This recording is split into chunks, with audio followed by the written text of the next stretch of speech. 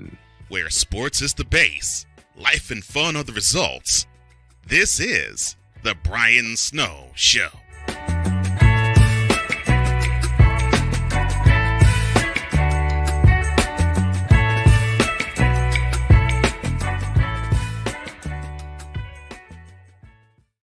Welcome back to the Brian Snow Show. The pretty face that you see on with me is in rural Nebraska, just as I am in rural Indiana. Yep. A career spanning 16 years, she began as a fitness coach, earning a reputation for motivation and persistence. I've had people call me persistent also. Let me stop wasting time. Please welcome Tabatha Thorell. She joins me right now. Hello, How are you doing? I am fantastic. How are you, Brian? I'm doing great. I read your bio and I put a call out there on Facebook looking for guests as we're like really in prep for our first season. I'm glad to have you as a part of it. I mean, you're a mother and a wife to 5 girls. I have 3 of my own. Uh-huh. I'll start there because y'all know I love family. How do you do it? Oh, well, that's kind of a loaded question, isn't it? From one parent to another, you better believe it is. Yes. I think you just do it. Like, I mean, me and my husband were high school sweethearts. We met in high school, and we always knew we wanted a family. We both come from big families. He has 6 in his. I have 5 siblings mine. So we always knew, but I didn't think I was actually going to have 5 kids. Like if you would have told me that when I was in high school, I'd be like, no way, this isn't, going to happen. But it's kind of like when we play and God laughs. That's kind of how it was. But, we loved, we were like, we love each other. And we had 3 beautiful girls and they prayed for 3 years to have another sibling. And every day. And I kept thinking like, okay, they're girls, like they like babies, like they'll get over it. But no, 3 years every day. That's like 1,000 days. Okay. And they just kept saying like, God, you get to decide, just decide for mom to have another baby. My husband were secretly laughing. I mean, ultimately he does get to decide, but so we just, there's a almost 7-year gap between our 3rd and 4th. And we were like, okay, if we're going to do this, we're not getting any younger. Let's do it. So we had number 4. And then we were like, oh man, she's going to kind of be alone with us old people because like the older ones are going to go. So we're like, okay, let's have another one. And there just happen to be all girls and it's fun. It's great. There's a lot of emotion in our house. I tell people that, but a lot of fun, love. I sit back sometimes in awe of just their connection. And then I sit back in awe of their tenacity to fight and their persistence, their resilience. So no, it's fun. We have a great time, but with joy, there's struggle. With struggle, there's joy. And it's all encompassing when you have a family like ours. So we love it. It's the same here, and all of my children are through marriage, but they like immediately took me in, and they're just like, "You're gonna stick around, right?" Yeah, I'm sticking around. I have Carmen, Cheyenne, and Sonia, and then my baby boy Dakota.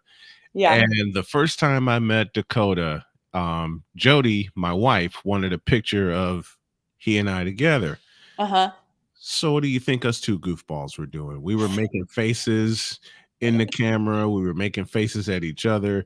And Jody tells me every day, I swear he'd be yours biologically if I didn't know any better. And and I both started laughing. And every time he's here, we do something like really stupid and really goofy. Set the whole family off in a fit of giggles. And one thing my wife loves doing when I am here in studio and I'm covering a game live, and she hears me doing my play-by-play because she's my booth producer. She'll hear me say something and I'll go through a sequence, and as soon as I take a breath, I hear my wife go, "Nuh-uh," throws me right off track, and I'm laughing. Yeah. The final game of the year, the Texans were playing the Colts, and she asked me, "Are you doing that game?" Yes, I want to see the Colts make the playoffs. I didn't realize that I'd have Cheyenne here, and I would have Dakota here. Uh-huh. So I'm hanging with them. It's about time for me to get in here and start getting prepared.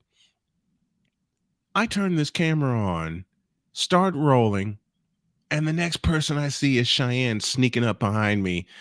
Yep. Just give me. I love her dearly.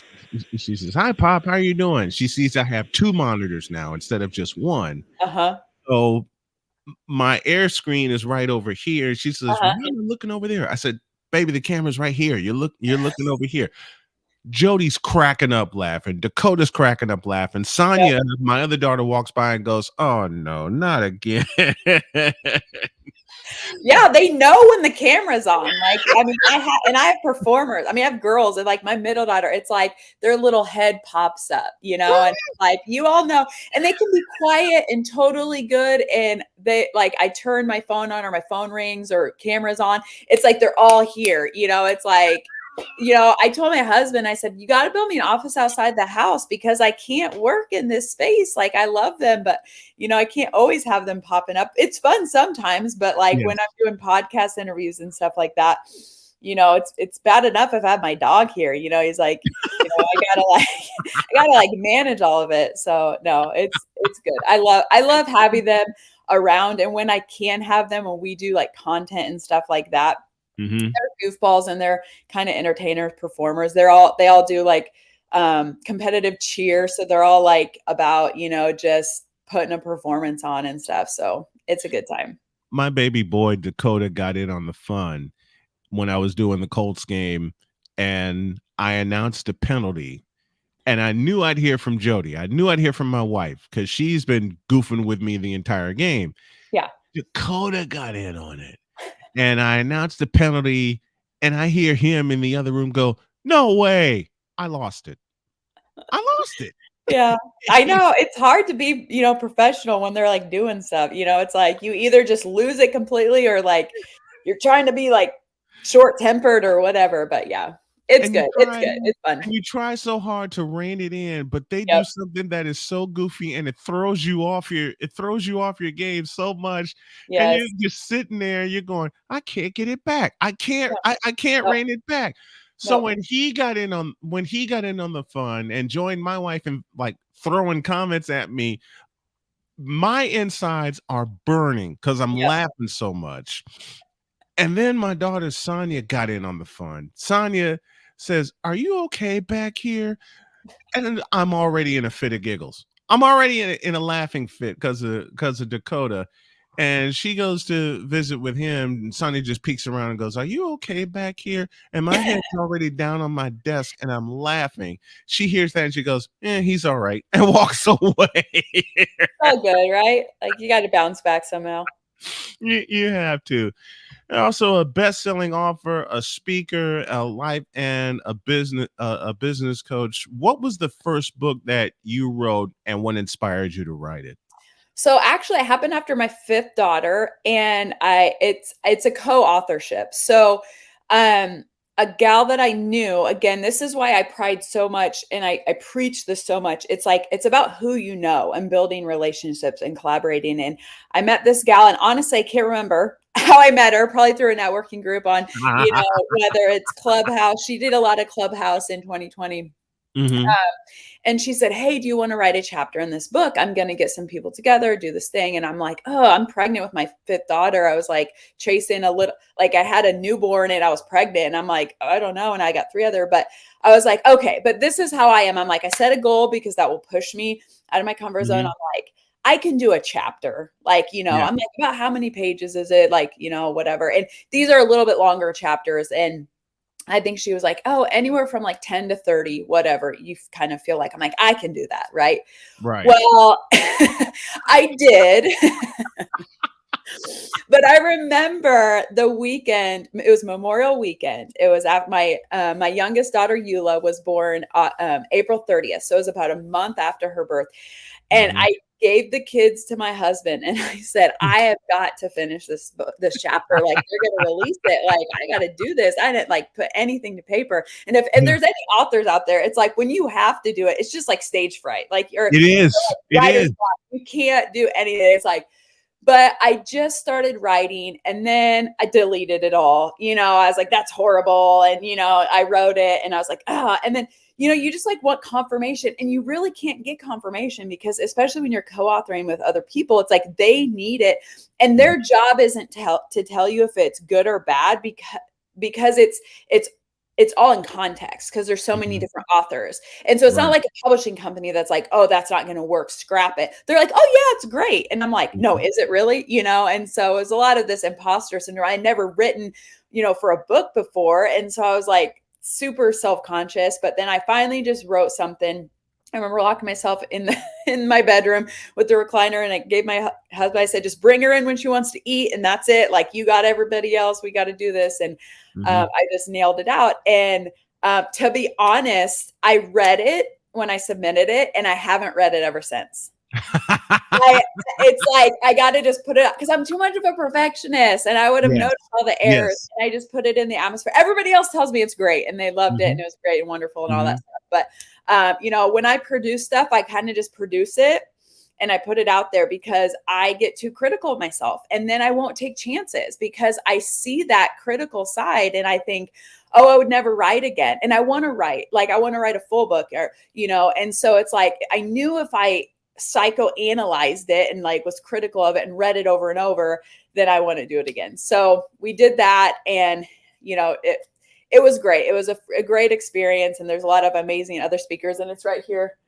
And the lady Wendy Bloom, she's a good friend of mine, and she's amazing. And if I ever decide to do that again, I'll definitely connect with her because it's all out about like self-publishing. We got like 20 different best-selling titles from Amazon, and like all these different categories and all these different things. So it was fun. It was exciting.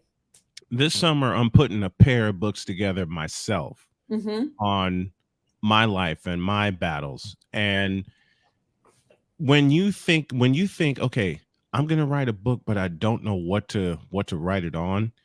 Sometimes it just takes that one spark. And you mentioned something that is so true, and I know it's true with me. I am a horrible perfectionist. Horrible. Yeah. Yep. Because I would write something down like, nah, that's not right. And then I try again, and that's not right. That's me with my sales game. And finally, I just put my rates down, and I said, okay, nobody's getting a discount. If they don't like it, move on to the next one. But the two projects that I'm going to do, one in the spring and one in the summer, while I'm in the midst of covering baseball, one of them I spoke right after I married Jody, From Homeless to Husband. And it'll chronicle the time where I was homeless in Dayton, Ohio, to the time that I met Jody, and it'll go through part of our marriage and how we met, and how I say, and I mean, that she rescued me in July of 18. The second one, and I just spoke this with another guest that I did an interview with recently, Divided by Duty, Driven by Dreams. It's like, how do you balance working a full-time job, but then you keep getting pulled away from what you really want to do? And what also inspired that was Jody, my wife. She looked at me and she said, you know what, Snowman, you have a brand, use it. Yep. If you feel like you need to have a part-time job to help the household, I won't pull my support because of it. But this is what you need to do.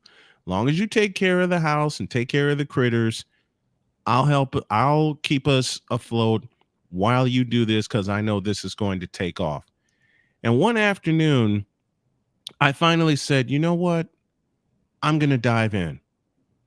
Every application that I had on Indeed, I pulled it, because this is me. This is what I want to do. This show, of course, my morning show, Snowman in the Morning, my live play-by-play. And when we move, I'm going to hook up with a high school or a college and be there 30 years. I already worked this out in my mind. And the best thing I did, I didn't just say it, I wrote it. There you go. I wrote it. How often does it just take one idea that you speak and it takes off? How often does let me rephrase the question. Have you had a situation and you being an author and a speaker, you're thinking, okay, what idea am I going to run with? And then all of a sudden you just say it out loud and off to the races you go. Have you had that happen? Yeah. So one of my strengths is I'm an activator. So Mm-hmm. I act sometimes without a plan. Like I can just go and I can just wing it and I can do it. And, it is a strength of mine. It can be a curse sometimes too, because Yes, I also indeed. Yes, indeed. because I'm a results driven person. So if I don't see Mm-hmm. it, or if I don't see some sort of progress before, then I'll just quit. Right. And so I started coaching 16 years ago in fitness and nutrition, and it kind of morphed into like a direct selling opportunity and leadership, and personal development, and I had a degree in family and marriage studies. So I always kind of loved the counseling aspect.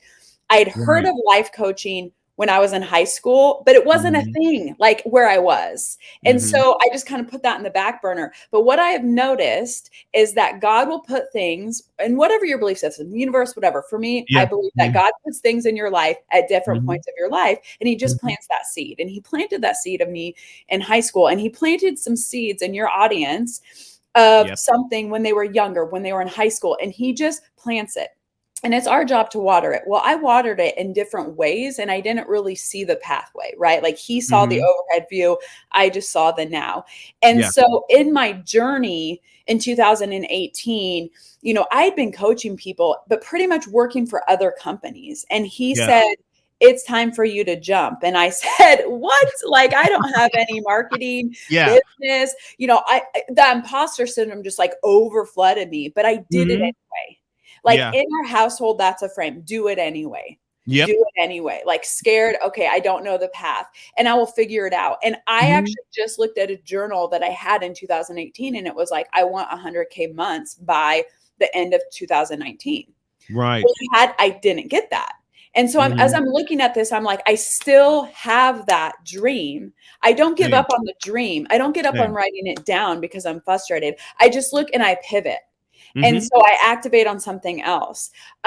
So this year, especially, I am like, I will be on 100 stages, whether that's podcasts, whether Beautiful. that's live, whether that's summits, whatever. Because I quieted my voice for a long time, because when I was Mm-hmm. younger, it was not a positive thing. It was, you're too loud, you're too annoying, you're too energetic, you have this. Uh-huh. So I shut it for a long time. And I Mm-hmm. just have been honing that craft. That's what I've kind of done the last 3 years. I put Right. 2018, I launched, I had some success. I did what a lot of entrepreneurs do. You like have to learn everything to be everything. I was the Yep. marketing department. I was the Yep. customer service. I was the coach. I was the fulfillment. I was the mom. I was running a real estate company. I was helping my husband with, all the things. Yep. And when we had baby number 4, I was like, I can't do all the things. Mm-hmm. I cannot erase, these 2 little ones. So I took a little hiatus from coaching, but I still honed my craft. See, Mm-hmm. you have listeners right now, and you're in a season of like sowing. And it's hard. If you're an activator like me, if you're an achiever, if you're a mover and you have high energy, sowing is hard. It is, man. It is. You have to like continually, go into what's in here in your belief patterns and Right. truly water that. Mm-hmm. And so this last year was probably one of our hardest years in farming, Mm-hmm. because my husband farms. Yep. And we are a family of 5. My 2 younger ones still don't sleep. I wasn't earning revenue from my coaching business. And Mm-hmm. 2023 was just a very hard year for us. Yeah. And I said, I'm putting that behind us. I am setting goals that I have control over. I know that I can get on that many stages. I don't necessarily know what kind of revenue I can produce, because that's relying on somebody else to pay me. But I know what kind of value I can give the audience. I know what skill set I have that I can give the audience. I know what kind of offers I can give the audience. And those Mm-hmm. are the things that I'm going to control, and just continually sow those, because I know God and I know science, and you will Mm-hmm. reap what you reward, but it might not be in your timing. And somebody Exactly. needs to hear that, because right now you are sowing and you're frustrated and you're angry, and 2020 happened, and maybe 23 was a rough year for you, and the recession and all these things, or maybe you had a loved one die, or you're sick, or whatever. And Mm-hmm. you just need to keep reaping whatever it is. If it's on a business, it could be kindness. It could be caring for yourself. It could be love. It could be compassion. You have to keep sowing those seeds and you will reap the reward, but you have to endure it. And that's kind of the resilience. That's the persistence that it takes in order to live a beautiful life. Because even though 23 was hard for us, there was still so much joy. Like there were so many moments, and a lot of that was with my children because I continually find joy in that, even when it's a hard season, but looking at that and saying, I know my God is good and he's going to reap what we have sown in this. But that doesn't mean that in it right now, we're still coming out of it. Just because it's January doesn't mean that like 2023 just like went in the abyss and we're coming into the good. You set your resolutions. Right. But I have the goals that I know that I can go forward in and say, you know what? And if I wanted to write a book, I do it. And I just start it. And I'd start it with 3 concepts and I would just move and roll. But for me right now, it's speaking engagements. It's adding value to audiences. It's getting in front of other audiences and then taking clients again. So I have an office right now that I can actually go to and have time where I can really pour into clients and coaching programs and help other people succeed. So they're not feeling stuck and frustrated. They don't let the circumstances of life and recession and health and whatever happened to them, they're going to use it for them. And so that's really what I'm excited for 2024 is to really get in the trenches of it. Cause that's what I love to do. Like that's my happy place. I love to do that. I'm in the trenches myself, and I love being in the trenches. And the one other person who loves being in the trenches with me is right here. That's my beautiful Jody. Oh, beautiful. That's my Jody. How long have you guys been married? Be 5 years in June. Oh, yay. Be 5 years in June. People think when they see us, and they see us goofing around with each other, they think, "Oh, you guys must have been married forever." And then we tell them, "Nope, it'll be 5 years in June." And they're going, "What?" Like, well, that's good. That's how it's supposed to be, right? Like it doesn't matter. It's like, and that's one thing with people that whenever somebody asks me, like, what do you want to niche down to? And I'm like, oh, it's all of it, right? Like it's wealth, it's relationships, it's everything, right? Yes. Because like my husband and I, we've been together for 23 years. We've been married for 16. And I want always to have a passionate, loving, fun relationship. And even like I told you, 23 was hard. One of the main reasons why it was hard is because there was some disconnect. And there was some disconnect because of the circumstances. And we took our eyes off of in between here a little bit. Because, fatigue, just to be honest. Yeah. But every night, I'm not kidding you, every night, even if we were mad, we connect together. We don't disconnect. We don't just we connect. And we love sitcoms. We love comedy. We love humor. So even if it's like putting on a funny show to just break the tension, if there's any, and then usually one of us, usually me, because I'm the talker, I'm like, oh, okay. And then he will communicate. It's like we are connected because we are the foundation of everything. Of our family, of our wealth, of our legacy, of everything. It is us united as a couple. And so many couples that are successful, that have 6-figure, 7-figure, 8-figure companies, a lot of times it's the relationship that suffers. And I hate that because eventually that will feed over into the business. That will feed over into the health, And so even if you have bad health, if you have a strong relationship and a strong partner, you can get through that health and you know that. But like for me, my mom had an autoimmune disease since I was 2 growing up. But my parents and finances were hard. It was just hard. There just was no fancy way to say it. But my parents, my dad was so devoted to my mom. And I think that's why I look at my childhood and think like I had a really good childhood, but we were right above welfare. I mean, I'll be honest. But my dad did whatever it took to keep a roof over our heads, clean clothes on.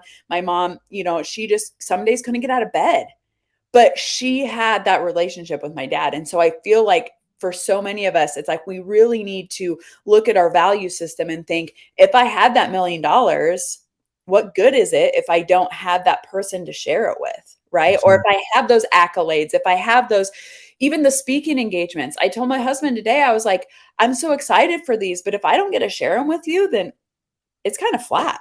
for me. I Yeah. mean, I don't need his approval, but like I just like to share and like connect and like have that excitement. It's like it's not all about me, like the impact and whose shows I'm on and different things like that. Like that's what's fun for me. One other project that Jody and I are working on, a couple of them actually. One big one, she came to me and she says, because I've told her all the time, we should do a podcast together. As much as we laugh and as much as we goof Yep. around, let's have fun and put it in the form of a podcast. Yeah. And she said, let me think about it, because I'm the introvert. This is her talking. She says, Yeah. I'm the introvert, you're the extrovert. I'm still not used to you and how much you just walk up to people and talk to them and things like that. And I can totally respect that, coming from different backgrounds. Yep. She's from a small town. I'm from Chicago. All right. Right. I can totally get that. Right. But she came to me recently and said, you know what? Let's do a podcast together. And my ears perked up and my eyes Yeah. lit up. And I said, talk to me. She says, let's do a podcast on what it's like to be in an interracial marriage. Yeah. I jumped up and down and I said, you don't have to say anymore. Hell yeah, let's do it. Yes, of course. You're doing I'm like, something with hell your yeah. best friend. Yeah, it's great. And I'm like, hell yeah, let's do it. We can let people in on how we met. We can talk to other interracial couples to see the Yeah. trouble they go through and how they handle it. We handle it through humor. We Yes. handle it, and like you said, we can't go to bed every night being mad at each other. I mean, Right. we can have the most stressful of days, and every night we'll just come together. One of us will laugh first, and once one starts laughing, we both start laughing, and that's the end of that. But if Yep. there's one lesson that Jody taught me, she said, if I'm having a day or if I'm mad, leave me be for a while, because she calls me her dragon. Me, I'm protective. If I see something wrong, I'd want to fix it. And it Right. took her to teach me to back off, and it's nothing against me. Yep. But it's like, let her catch her breath no matter how long it takes. And I'm still getting used to that. It's like, Yeah. I want to do something, but let her come to me. Yes. That has worked. The best thing I ever did, because, I met my husband, I was 15. So Mhm. there's a lot of growth that happens from Yes. 15 to 38, right? Yes. The best thing I ever did, I was probably at least 8-10 years ago. I was fortunate. The direct selling company I was in, they did the most amazing leadership training and they gave us some amazing tools that I loved. But one of the best things I ever did was learn my husband's personality type. Mhm. And learn his love language and learn his strengths. Because then what it allowed me to do was when he's responding to something, instead of me looking at it through my eyes, I look at it through his eyes. And then Yes. when we had kids and I noticed their personality types, and as a parent, when I parent them, especially if there's an argument or a disagreement or something that's not happening, when I look at it through their personality style, I think, yes, okay, this is how, my oldest daughter, Adriana, she's receiving it this way, or my second daughter, Emily, she's receiving it this way. This is why this escalated. And then I teach them the same thing. I'm like, if you want to diffuse arguments with each other or with with them or their friends or whatever, I'm like, when you have an understanding of people, of other people's personality types, it doesn't ever excuse bad behavior, but it allows you understanding, which means it diffuses that offense. Mhm. And then you can see where people are coming from. So like in a marriage, it's like, okay, for instance, like if we're in an argument about communication, because I'm a communicator, it's one of my strengths. I believe it's a foundation for a good marriage. And Mhm. he's just more like, he just keeps things in. He just always has. Yeah. And so, but I know if I come at him aggressively, like, why aren't you talking? Why are you doing this? Da, da, da, da, da. Mhm. He's going to shut down. Right. Well, then that's going to prolong the fight. And I like to just get it over and be done and move on. Like, I don't like to dwell in stuff. And so, Right. like, but I do have to allow him the time. And then I come at it like, and not like walking on eggshells, but just saying like, okay, he's receiving it this way. So I need to look at the, if I want to get what I want out of this, I need to kind of flex my patterns here and see that. And that was like one of the best things that I ever invested in was my own personality type, and then my husband's, and then Yep. my kids. And that has helped our relationship and diffuse hard situations. Because in life, you're always going to have those hard situations. Mm-hmm. So true. And one of the things that I did with Jody, I got her involved in what I do. We were Yeah. living in North Carolina, and we were watching the game, and I heard her exclaim, "Insanity ensues." And I heard her voice and the way she said that, and my brain just started turning. The wheels started turning. I said, "Baby, can you record that for me?" She says, "What?" I said, "Record that phrase, insanity ensues, the same way you just did." And she gave me this wicked look going, "What are you going to do?" I said, "Just trust me." So I went back in with the recorder. She recorded it. It sounded terrific. I edited it into the podcast intro. I had it done in an hour because I already knew where I was going to put the Yeah. parts where she spoke. Had it done in an hour, played it for her, and she's cracking up. And she goes, "That's what you had in mind?" I said, "I got a couple of other things in mind." So I went back in my office. I sat and thought about it. And I said, "Can you record something else?" And I put the phrase in front of her. And again, she just gave me this evil, wicked look like, "How do you want me to record it?" I said, "Remember the one day we had to drive to Durham and we were late because I couldn't wake up?" She says, "Yeah, that way." Well, I push the button. I try and I want to have a recording studio where I can push the button from afar so I'm not in the same room with her so I don't crack up laughing. Right. But I was at her desk, I pushed the recorder, and this happened. Mister, will you please wake up? And I put it in the morning show intro, and That's good. everybody that tunes in knows that it's Jody. And I had to tell someone recently, they said, "Who brings us back from break?" I said, "That's Jody. That's my wife." And they're like, "What?" Yep. And like I said, she's my booth producer when we do football and basketball. And that's one thing I know. I got her involved. And that's Yep. one thing she told me. She says, "Don't shut me out of your world, even though I'm not a sports nerd like you. Right. Let me be involved somehow." Yeah. Okay, I think I know how to do this. So I had to record something else because I heard another show saying we got to get in, need to connect on Twitter and Instagram. And I said, "Okay, how can I put Jody's spin on this?" And I come in and I said, "Okay, one more time." She says, "What do you have?" She looked at the script and she smiled at me. And when your husband gives you that evil smile when they're up to something goofy, or your kids give you that evil smile when they're up to Yep. something goofy, she Yeah. gave me that evil smile and she goes, "Okay, I'm ready." I pushed the button and this happened. Mister, how do you operate this Twitter thing or this Instagram thing or whatever the heck? You're supposed to know all this stuff. Anyway, welcome back to the show. I didn't write, "You're supposed to know all this stuff," but I kind of like communicated it with her. Right. Right. And Yeah. she knew. I just wrote, "How do you operate this Twitter thing or this Instagram thing?" And she threw that in. Like, "You're supposed to know all this stuff." I'm on the floor rolling, listening to her. And she says, "Okay, how are you going to use this one?" I said, "Trust me, you'll hear how I use it." And I went and played it for her. And she says, "All you have to do is just warn me in advance, and then I'll record whatever you need to record." And one of my friends says, "It's kind of like you went to Jody and said, 'Honey, can you do me a solid?'" I said, "Yeah, that's about the size of it." Yep. Of course. Yeah. That's awesome. I love that. I love that. She's called to speak, lead, and impact. This is Tabatha Thorell. Where can they find your book? And well, one more thing. Tell me about your podcast. I got to hear Oh, this. yes. I got to hear this.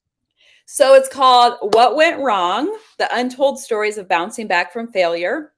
So what I love and what really helped me along my journey were stories. And we all know that we learn from stories. We've heard this before. Donald Miller wrote a book. Oh, it's probably been a decade now. Storytelling. He kind of brought it to the surface. But we've been telling stories. That's why the Bible's so popular, because we love Right. the stories, the parables. Right. That's how Jesus spoke. So I Mm-hmm. love the storytelling.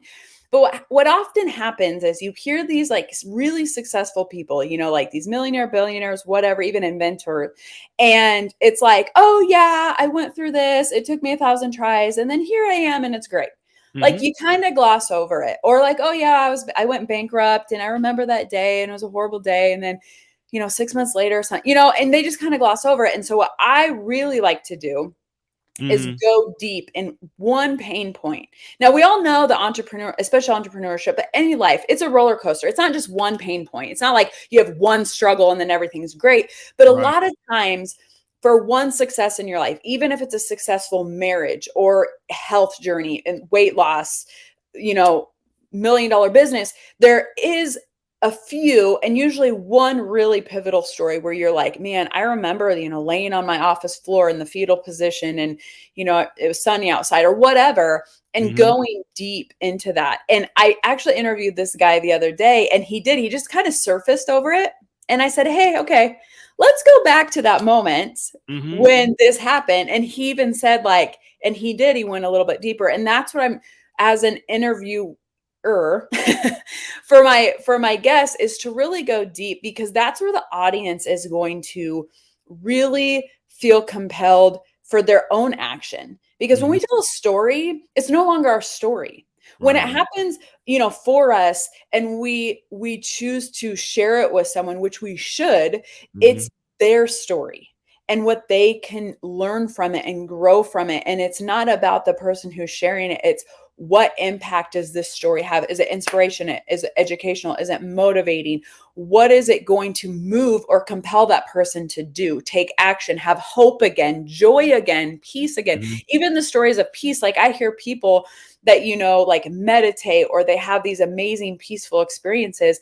It encourages me and compels me to go do that. Right. So the podcast is me interviewing people, but also sharing stories of very famous entrepreneurs like Orville Redenbacher. I did one on the Dyson vacuum, the Post-it note, like things that are accidental failures too, to get people to realize it's not always what you think it's going to be. It could be the thing that leads to the thing that leads to the thing.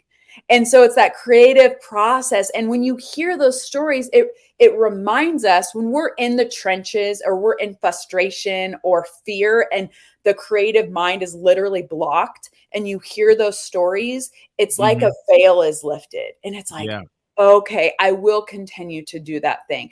And so it's kind of a combo of some episodes are me sharing stories of like I said, famous people. I try to find the stories that people don't know, but a lot of that is public knowledge. So people might have heard it, or they kind of know a vague of the story, but they don't know. Like I try to find maybe something that's a little more in depth, or just, again, lifting the veil up. Just like with the Dyson vacuum, I didn't realize it was over 5,000 prototypes that they tried.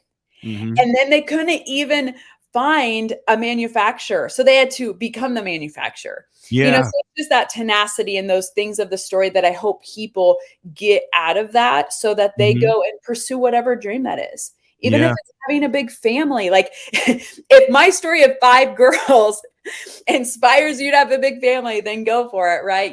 Whatever that dream is for you, there's nothing that's too small, or there's nothing that's too big that you can't be compelled to go and do. Just sometimes it takes that little untold story and hearing what went wrong, not just the right stuff, but like what actually went wrong. And then what kind of things, characteristics, habits, patterns did you have to create to get whatever successes that they're at? I have a stack of notebooks here in this cabinet off to my left. And my wife forbade me to buy notebooks because she has a big box out in the garage. But I didn't listen. So I got a bunch of notebooks here and a couple I have out in the garage. And the one story that people are coming to know, or two that are people are coming to know about me, I took a simple philosophy when it came to me doing play-by-play. If Jim Durham could do it, and if Wayne Larrivee can do it, I can do it. And I learned by doing. I didn't take the old school route and I went to college. I tried it, but I was in a major that let me speak honestly. I was in a major that I hated. Which at the time in 1990 was computer science. Tried it again in 1991. And I said, no, I can't do it. I can't do it a third time. So I just learned how to do play-by-play and broadcasting by doing it. I learned the equipment and I learned the technology all by doing it. Then the other story that I'd love to share on your podcast is me beating cancer, because I wasn't given a chance to beat stage 4 pancreatic cancer. In fact, my wife was told by the folks at Duke Hospital, as was I, and I was in a chemo fog at the time because I had just come off of chemo treatments. My wife was told, get your affairs in order. We drove back here to Indiana, and my wife looked at me and said, no, you got to stick around for me. So we found another doctor, found another situation, and here I stand today, 2.5 years later. It's awesome. Yeah. Yes. It's story. I mean, it's just stories like that to give people hope who are going through some stuff and they give up on their dreams. I think especially when you have a health crisis, it's like you give up on everything else. And it's like, no, that this is more reason for you to endure and, you know, pick up on these stories and things like that. So, I mean, I love that. I think everybody truly does love stories. We keep it to about 30 minutes, really concise and to the point. So our audience can just really be on the edge of their seat. My whole thing is like, I want to keep them on the edge of their seat so that they're like wanting to listen in and like, oh, what do they have next? So yeah, it's baby. We're like 4 episodes in. I've recorded about 7, but you know, we release them new every Friday, and it's on YouTube, Apple Podcasts, Spotify, pretty much anywhere you can get podcasts that is on. I will become a subscriber. I will become a subscriber to that. I will follow along as long as you follow along with this and your audience follows along with this. I'd love to have you back another time. This is Tabatha Thorell. She's called to speak, lead, and impact. And boy, just within the time here, she's had an impact with me. I mean that. Thank you very much. I'd love to have you back. All right. Thank you, Brian. We'll be back after this.